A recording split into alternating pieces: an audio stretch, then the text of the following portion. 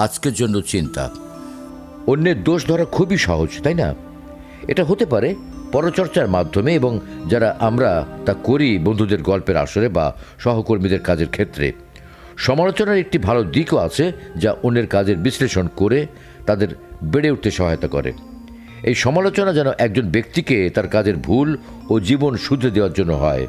শুধু এভাবে চিন্তা করুন, যদি আমরা কোনো ব্যক্তির দোষ না খুঁজি আর তাকে সে বিষয়ে না জানাই, তবে সে একই ভুল অনেক দিন ধরে করতে থাকবে।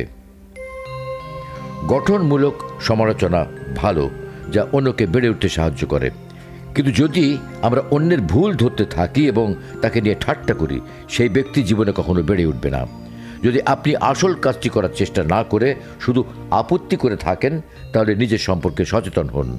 এটা জীবনে খুবই সাধারণ বিষয় যে আমরা অনেকে তা উপলব্ধি করি না বলে তা করেই থাকি। এরই বিপরীতে পবিত্র বাইবেলে এমন একজন ব্যক্তিকে পাই যিনি কখনো জীবনে কোনো পাপ করেননি। তিনি স্বয়ং যীশু খ্রিস্ট। বাইবেল বলে যে তিনি কোনো খারাপ কাজ করেননি এবং তার মুখ কখনো মন্দ কথা বলেনি। তিনি সম্পূর্ণ পাপ মুক্ত ছিলেন এবং এরপরেও অন্যের জন্য নিজের জীবন উৎসর্গ করে গেলেন, যেন আমরা অনন্ত জীবন লাভ করতে পারি। তিনি বিশ্বের পাপ রাশি নিজের কাঁধে বহন করেছেন এবং কালভারিতে ক্রুশের উপর মৃত্যুবরণ করেছেন। তাই এরপর থেকে অন্যের মিথ্যা সমালোচনা করার আগে মনে রাখুন, তা করা উচিত বা উচিত নয়।